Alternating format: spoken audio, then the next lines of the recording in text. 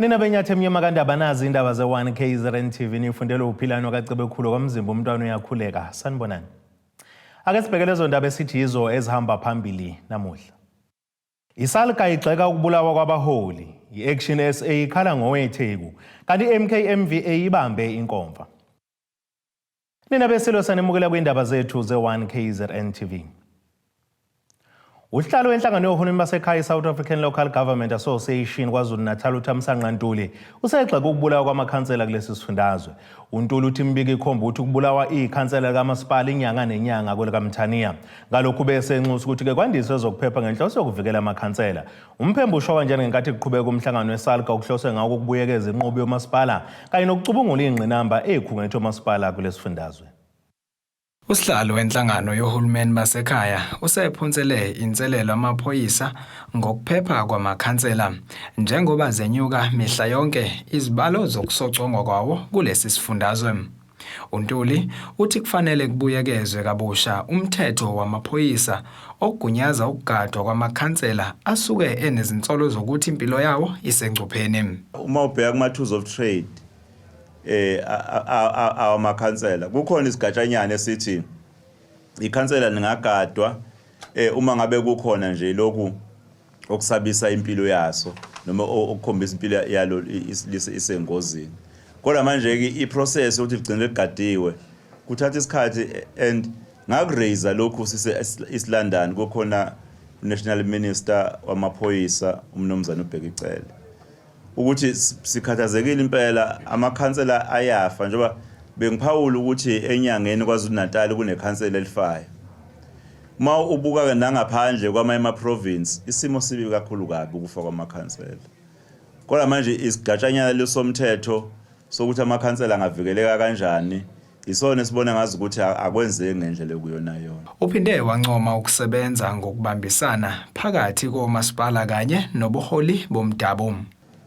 Impela sinenkolelo futhi ukuthi uhlelo likhona olunikeza isilo samabandla namakhosi umhlaba egameni labantu.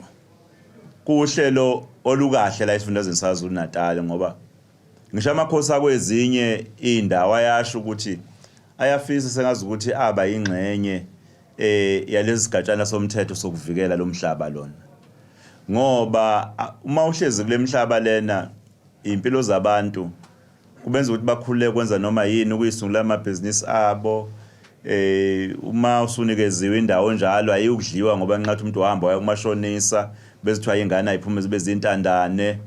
Manje ke siyakweseka thina ukuba khona kwalolu hlelo lo. Umphemba ubese khuthaza ukuthi omasipala mabaqashe izisebenzi zawo ngamakhono ezinawo kuphele ukuqashwa kwabantu ngoba bazana nabathize. Lento yokuthi ubhekele ihlobo sakho versus ikhono umuntu ongezukwazi ngempela ukwenza umsebenzi noma ubhekele icomrade lakho umuntu ozukwazi ukwenza umsebenzi lo kudala ukuthi omasipala ngisho imbiko leka Auditor General ingabi mihle ngenxa yokushoda ngamakhono. Thina ke kuyasibuyisela emuva njengosalika ngoba kugcina sekufanele spend imali senza ama workshop spend imali sekufanele sithumela ama experts ezama ukuyokhipha obishini omasipala ngenxa ukuthi banazi izisebenzi ngoba awutholi kunezikhala okudala ukuthi imbiko ingabi muhle. Ubathola bekhona abantu futhi ubabona beza zonke izinto emsebenzini kodwa uthola ukuthi abanawo amakhono ngempela afanelekile. Ezindabeni ze-1KZNTV kubika umqondisi Miyeni ngesempangeni.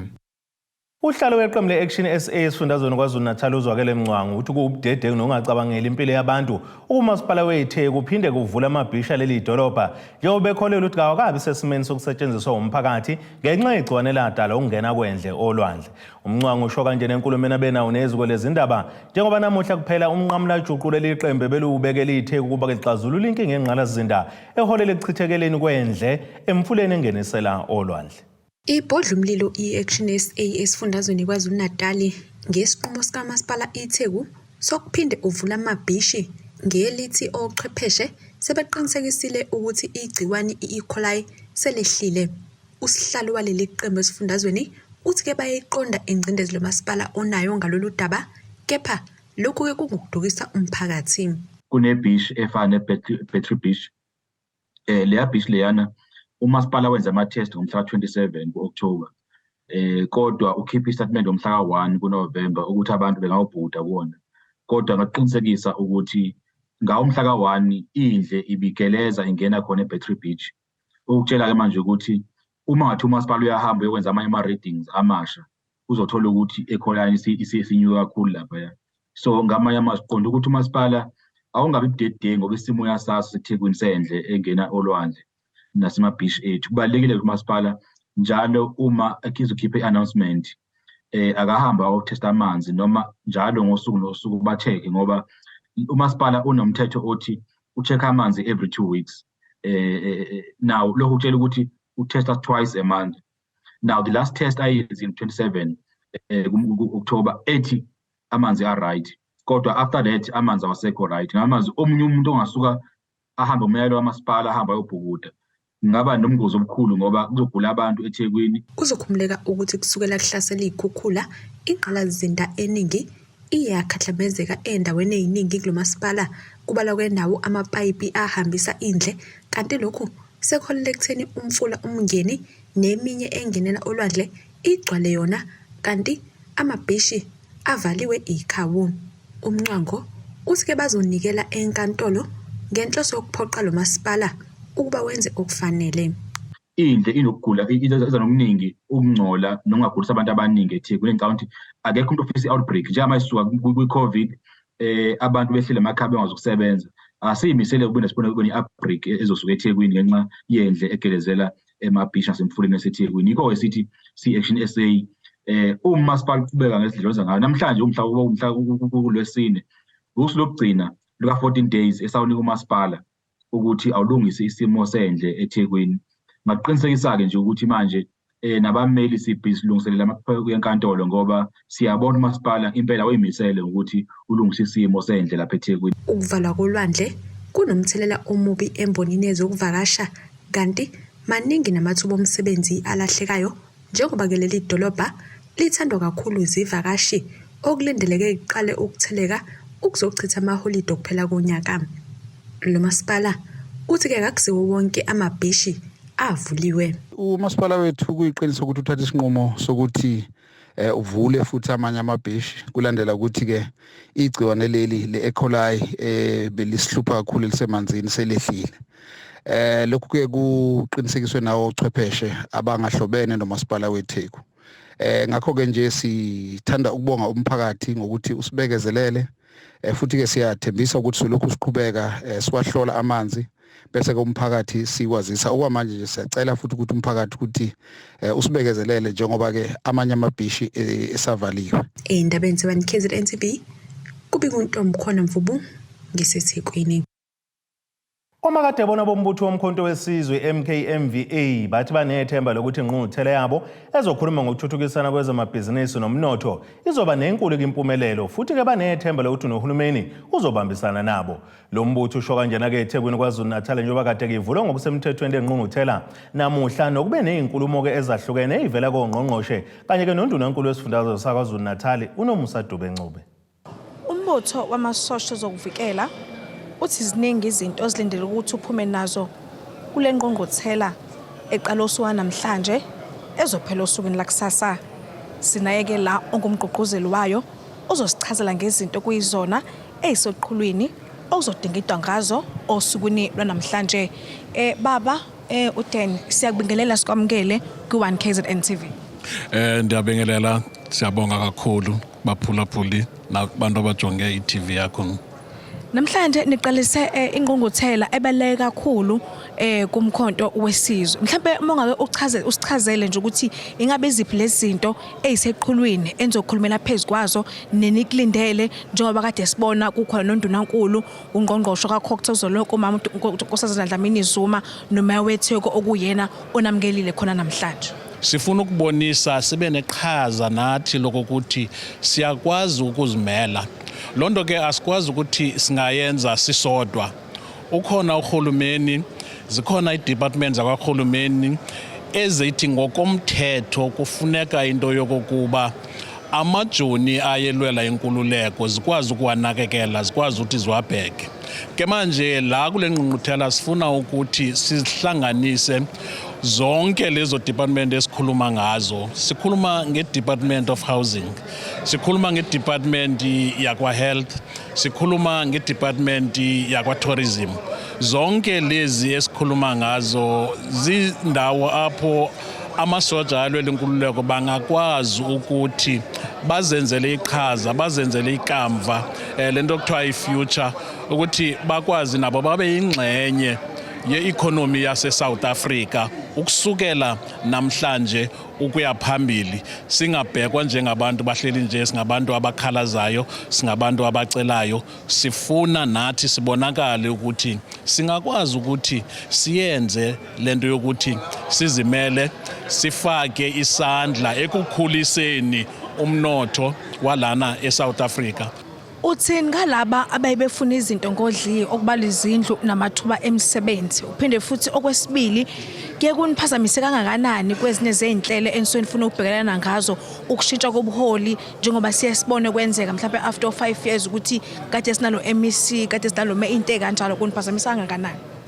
Kubalulekile into yokuba sikwazi ukuhlala sinxibelelane, sikhulume sisonke, siyeke ukuhlala ezikoneni, sisebenze ngedepartment ethile nedepartment ethile kungekho nxibelelwano olukhona oluhlangabeza imfuno zama-military veterans. Yiyo ke lonto sithi xa siphuma apha sizawuya sithethe noRhulumente, sithethe nabo MEC, that silapha ukuzoncedisana nabo, and lokho asifuni ukwenza ngendlamu.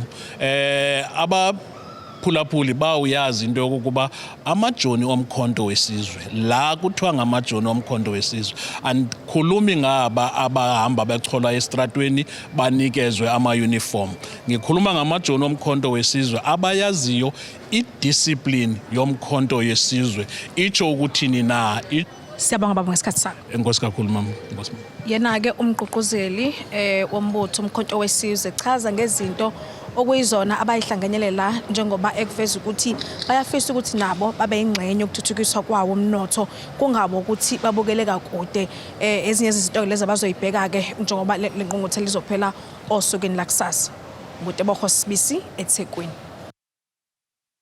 Ake siye ey'tolo siyabuya futhi mbukele nezinye zendaba zethu.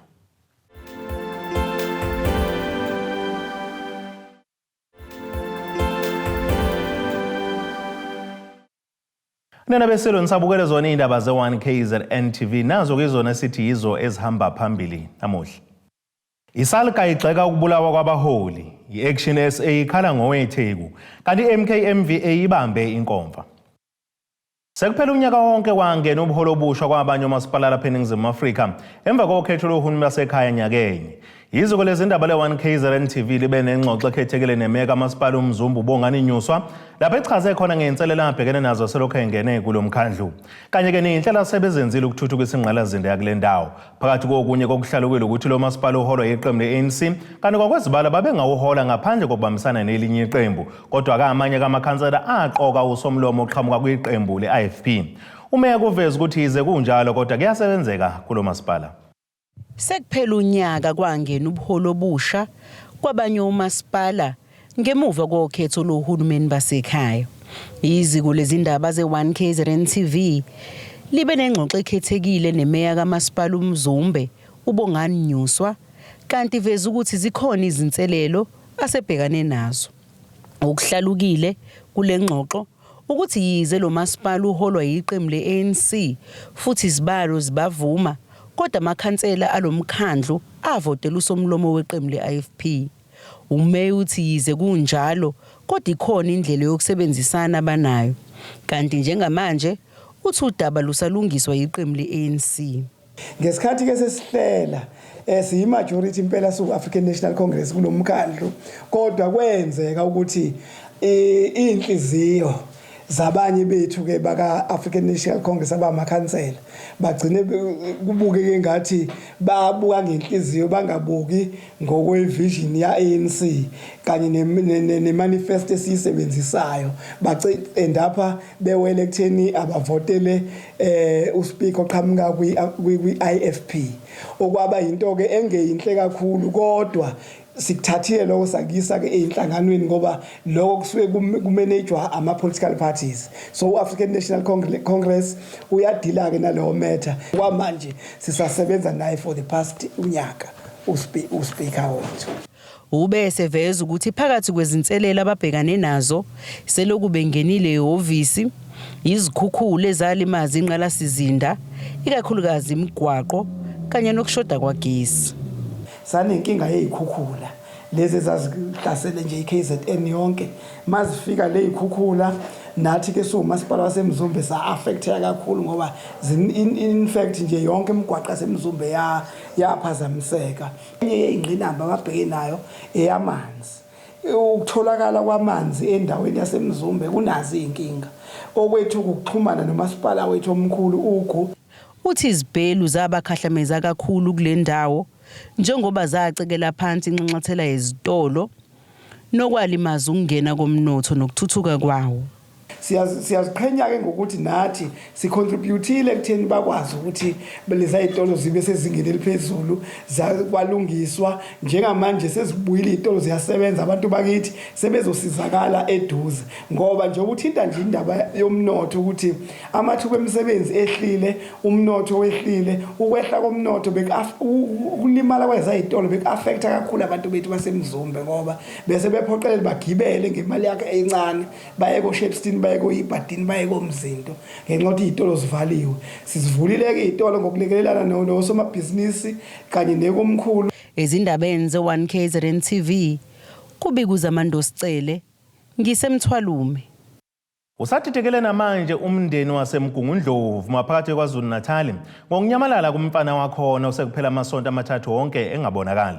Kubika ukuthi uNkanyiso Nzamo neminyaka engama-23 ubudala kwavukwa ekuseni engekho ekhaya kade belale ekhona. Umama wakhe uThembelihle Nzamo uthi akasabuthi quthu ubuthongo ebusuku ngenxa lokhu kunyamalala kwengane yakhe kanti uthi ke sebemfune yonke indawo bancama. Usadidekile umndeni womfana osekuphela amasonto amathathu anyamalala. Umama wakhe uThembelihle Nzama uthe wayenomalume wakhe ngesikhathi enyamalala. Uchaza kwamalume uthi malume ingane uyena uyibonile ke kwenzeka lokho kodwa ke wambuza ukuthi kwenze njani wathi hayi akukhulu ukuthi waphinda walala uma eselele angathi uyaphinda futhi uyavuka mhlambe kokora thuthu ngokusho kamalume uthi bekhipha impahla ku wardrobe wasibeka kusofa lapha endlini ambuza ukuthi kwenze njani wakhipha impahla manje asibuyisele ke ashiye kanjalo ukuthi impahla phinda lali uma ephaphama umalume ekuseni ingane ayisekho mina ungitshela ngabo 6 ekuseni lokwenzeke ebusuku angangitshela ngabuza ke ukuthi hawu kuba ngitshelile ke ebusuku ngalesikhathi umbona ukuthi uhanjelwe umqondo mhlambe bengizovuka wathi ucabanga ukuthi mina ngikhathele. Ephawula umalume uthe sebehamba beyozwa nakubelaphi bendabuko ngoba utholakala umkhondo wakhe umfana. Siyabheka kuba siyana abantu ababonayo bathena ukhona kodwa manje usixaka ukuthi ukhona uhlezi kabani wenzani kabani ngoba umntwana loya ongakazi alale ngaphandle lekhaya akakazi nangebhadi alale ngaphandle noma bezula njengabantwana uyahamba kodwa ashaya utheni into engiqaphela kena yena akashaya utheni ngafile lekhaya isikhathi esiningi umuntu futhi olambayo umuntu ongeke ahlale futhi emzini umuntu ngoba lekhaya uyazi udla kanjani udla kangaka akakalelwanga ukudla lekhaya kodwa nje akulutho angahlala emzini umuntu manje into esiphatheka kakhulu la wasimazi ukuthi uhlezi kabani uhlezi kanjani uphila impiloni uyini laba umsebenzi sakhona ukuthi bamsebenza endlela. Uthe akasakwazi ukulala uThembelihle ngoba ucabangana nendodana yakhe uNkanyiso Nzama. Nani kuyimanje angisekho right ngoba mangidla ngiyacabanga ukuthi kusiphi isimo la ekhona sengiyafisa ukuthi ngimthole noma ngathi ushonile ngimncwabe ngidele ukulala obuhlungu engizwayo ukuthi angitholi lutho ngaye ngiyafisa uma kukhona ombonayo naye mesibona abuye esekhaya. Ngiyamthanda. Okhuluma namaphoyisa esifundazweni KwaZulu-Natal, uLieutenant Colonel Nqobile Gwala uthe alikho icala elibikiwe esiteshini samaphoyisa ePlesisleya, kepha umndeni awuye khona esiteshini samaphoyisa.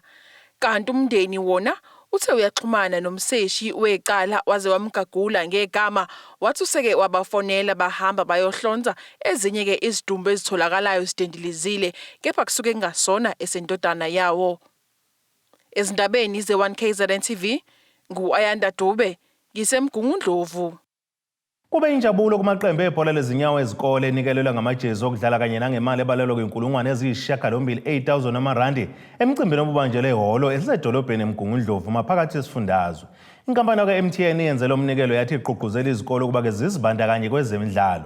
Ungqongqoshe wezemfundo KwaZulu-Natal uMbali Fraser uthe ke zibalulekile ezemidlalo ezikoleni njengoba kukhona abafundi abakwazi ukuthi ke bazibonakalise kuzona ukwedlula ezincwadini.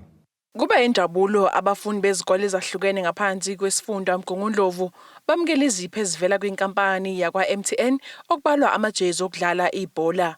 But more importantly as well is also just to give them some kits which they can be empowered with, they can use progressively throughout the year. And those are 4 schools. And even furthermore, it's obviously the allocating to the schools a check of 8,000 Rand each, which they can use as well to further this sporting activity in Eyokubulawa. Ungqongqoshe umnyango wezemfundo KwaZulu-Natal uMbali Fraser uthe zibalulekile ezemidlalo ezikoleni njengoba nokufunda kubalulekile. I-level yabantwana ayifani. Omunye umntwana uphiwe kakhulu ekutheni akwazi ukuthi asebenzise umzimba wakhe physically ukuthi afike la kumele afike khona. Omunye uphiwe ngasemqondweni. Ngakho ke uma sizogxila kogodwa kuzokwenza ukuthi laba abangaphiwe kuloko okunye bangakwazi ukuthi baphumelele.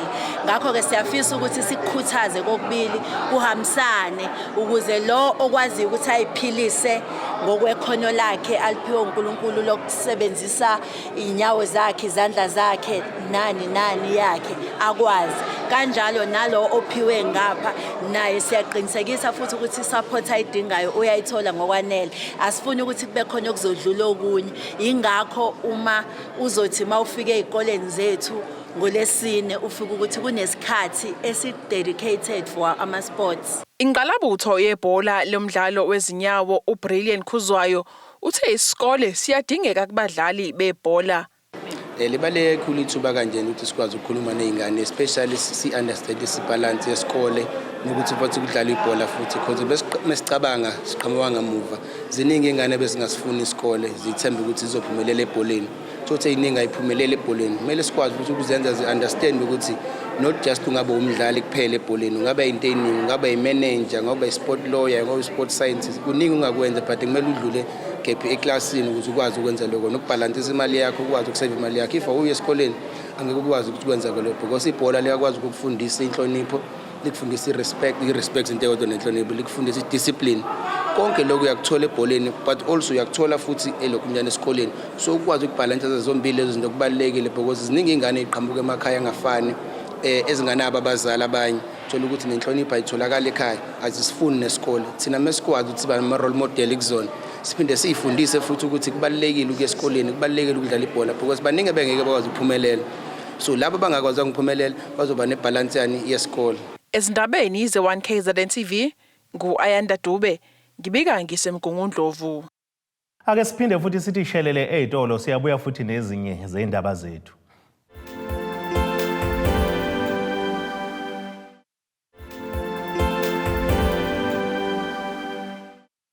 Asibonge siphinde sinamukele nina besilo nisabukela indaba ze1KZNTV nazo kuyizona esithi yizo ezihamba phambili namuhla. Isalika igxeka ukubulawa kwabaholi, i-Action SA ikhala ngowetheko, kanti MKMVA ibambe inkomfa. Ake sibheke engosini yezomnotho.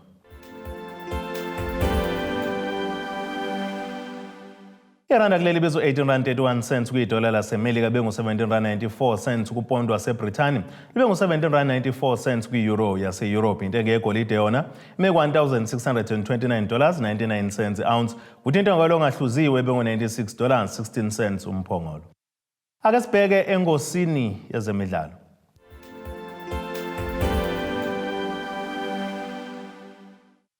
Inhlaka zezokuphepha seyiveza ukuthi kuzotshala inqwaba yamaphoyisa ezokuphepha nawo umgwaqo ngomgqibelo njengoba kuzobe kunomdlalo omkhulu wamaZulu FC ne-Orlando Pirates omqhudelwano ne-MTN 8 enkundleni ezemidlalo eMoses Mabhida eThekwini KwaZulu-Natal.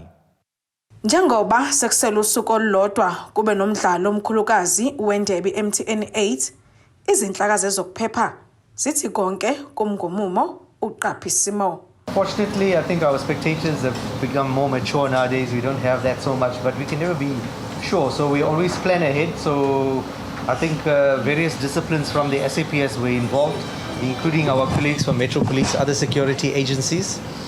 So planning has begun, weeks ahead of this event. So we don't leave it to the last minute.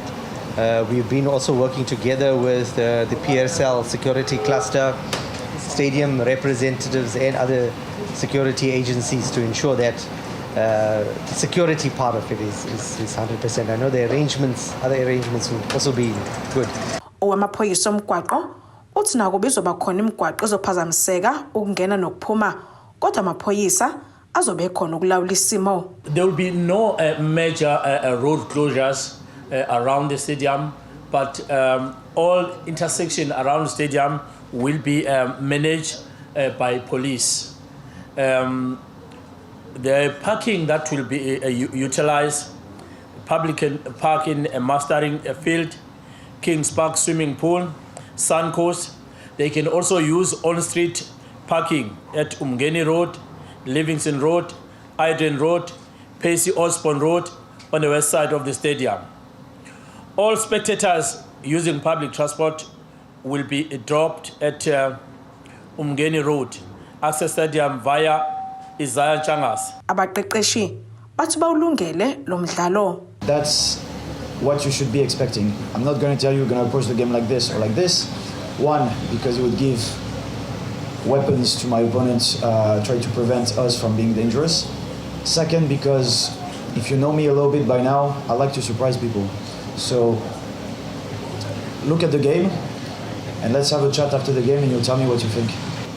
Cup finals are just cup finals. There's no form, there's no history, and it will be like that.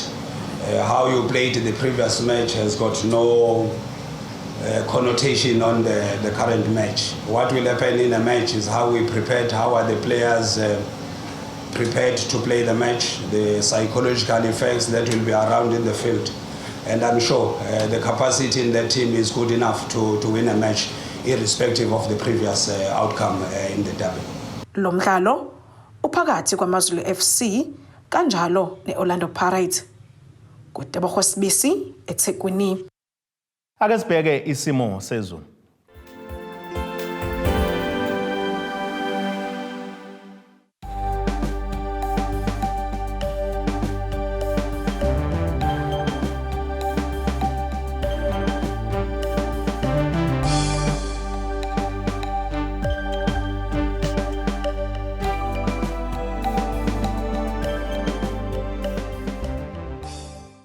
Nina bakambombo osho omnyama umgabadelo wagabadela inkundla yakwabulawayo uma ashikizela ashiye impi yakho. Kamzimba umntwana nethemba lonke le indaba sithi khumu.